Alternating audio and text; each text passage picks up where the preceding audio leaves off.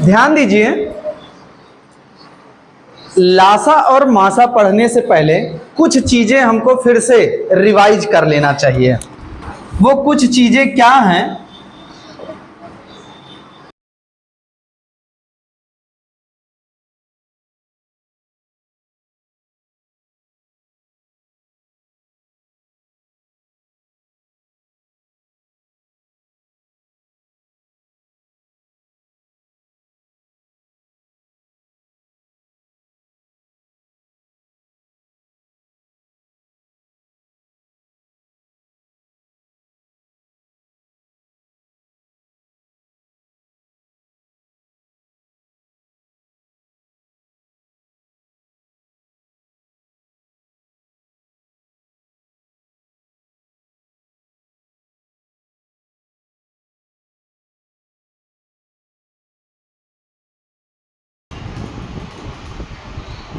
गुणनखंड हम जानते हैं सबसे पहले कि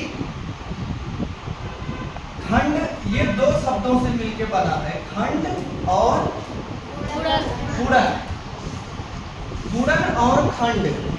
गुणन मतलब हुआ हाँ गुणा करने वाला, और खंड का मतलब क्या हुआ? हाँ टुकड़ा, उसका पीस, भाग। जैसे हम पहाड़ा तो जानते हैं ना, पहाड़ा खूब बढ़िया जानते हैं। किस किस का? दो का आता है ना, तीन का, चार, पाँच, 6, 7, 8, 9। ठीक है ठीक है, 20 तक तो पहाड़ा आता ही होगा।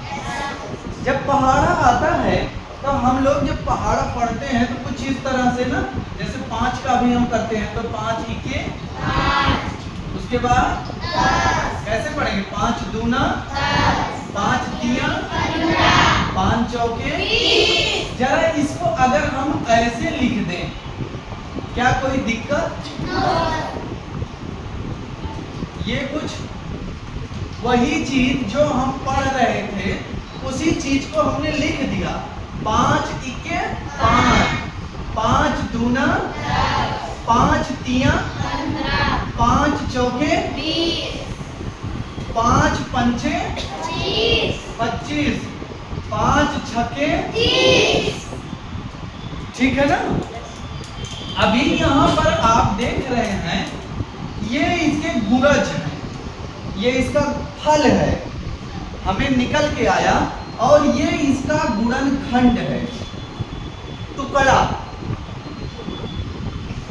नहीं समझे? जैसे जब हमारे पास कोई अंक होगा उसे हम गुणा करके जितने भागों में लिख दें वही उसका गुणनखंड होता है। अभी इस 30 को हम ऐसे लिख सकते हैं, 5 गुणा 6, मतलब इस 30 का 5 और 6 गुणनखंड है। ठीक है ना? इसको और आसान भाषा में आप इसको थोड़ा सा ऐसे लगाइए, जैसे हमारे पास 30 है, 30 को हमने कहा कि दो ऐसे पार्ट में काटो कि जिसे गुणा करने पर यही आ जाए। तो जैसे हम सबसे छोटे से अगर शुरुआत करें, 3 और 10 आएगा ना? या और अगर हम छोटे से शुरुआत करें तो 2 गुणे आएगा ना?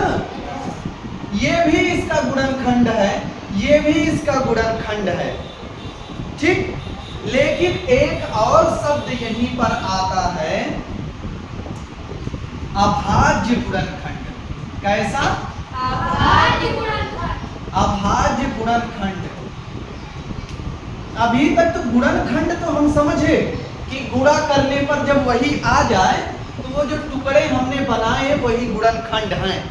लेकिन ये अभाज्य एक शब्द और जोड़ दिया गया, ये प्राइम फैक्टर होना चाहिए। इंग्लिश में इसको कहते हैं फैक्टर, फैक्टर, और अभाज्य को कहते हैं प्राइम, और गुणनखंड means factor means prime factor अगर इसको करना हो तब क्या होगा। अभी देखिए अभाज्य संख्या जानते हैं, अभाज्य किसे कहते हैं? 3 6 3 5 7 11 13 15। ठीक है, 15 नहीं है, 17 है। अच्छा, अगर कोई पूछे कि अभाज्य ये आप बता ले रहे हैं कि 3 है, 5 है, 7 है, 11 है, 13 है ना, 17 है, 19 है, तो ये अभाज्य हैं। लेकिन अगर इसको बताना पड़ जाए कि आप बताइए, इसको कह के हमें परिभाषित करिए, क्या बताएंगे? ये कैसी संख्याएं हैं जो आप बता रहे हैं? 3 है, 5 है, 7 है, ये कैसी संख्या है? अभाज्य संख्या है। लेकिन इनको हम प्राइम जो अभाज्य बोल रहे हैं, क्यों बोल रहे हैं ये बताइए। हाँ, मेन इसका क्या है कि इसे कोई काट नहीं सकता। ठीक है ना, इसका खंड नहीं हो सकता, इसका गुणनखंड नहीं हो सकता। इसके गुणनखंड केवल या तो वो खुद की संख्या है या तो 1 है। ठीक है ना, तो अगर कहा जाए कि इसका हमें जैसे किसी भी संख्या का 30 का ही ले लेते हैं, इसका हमें प्राइम फैक्टर बनाना है। कैसा फैक्टर? प्राइम। तो हम प्राइम से शुरुआत करते हैं। जैसे 2 भी एक प्राइम है, तो 2 का अगर हम 15 से पूरा करेंगे तो ये 30 आएगा ना। अच्छा, अभी 15 तो प्राइम नहीं है, 15 हमारा अभाज्य नहीं है, ये प्राइम नहीं है, तो इसको भी प्राइम से, क्या ये 2 से कटेगा? 3 से कटेगा, 3 से। तो इसको 3 से अगर काटते हैं तो 3 और 5 का हो गया, मतलब 3 और 5 का गुणा करेंगे तो 15 हमारा आएगा। अब यहाँ से देखिए 30 का अगर अभाज्य गुणनखंड मालूम चल गया हमें, ये कौन कौन है? एक तो 2 है, एक 3 है और एक 5 है। कहने का मतलब अगर 2 गुणा 3 गुणा 5 अगर करते हैं तो जरा बताइए कितना आएगा? 30 आएगा ना भाई। 2 3 6 और गुणा 5 है तो 6 पंचे 30 आ गया ना। और ये ऐसी संख्याएं हैं 2 3 और 5 जो अभाज्य हैं, जो कटने वाली नहीं है। या तो ये स्वयं से कटेंगी या तो 1 से कटेंगी।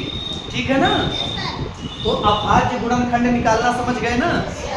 तो अभाज्य गुणनखंड करना हमें जरूरी है, ये आना भी चाहिए जब हमें लासा मासा अगर हम पढ़ने चल रहे हैं, खास करके लासा, तो हमें अभाज्य गुणनखंड करना पड़ेगा। ये जो तरीका है ये और भी संख्याएं हो सकती हैं, लेकिन अगर इस तरह से हम बनाते हैं तो एक ही बार में हमको पता लग जाता है कि इसके अभाज्य गुणनखंड कौन कौन हैं। ठीक है भैया, बेल लग गई है, जाओ खाना खाओ जल्दी से और फिर आओ, फिर देखते हैं इसके आगे का।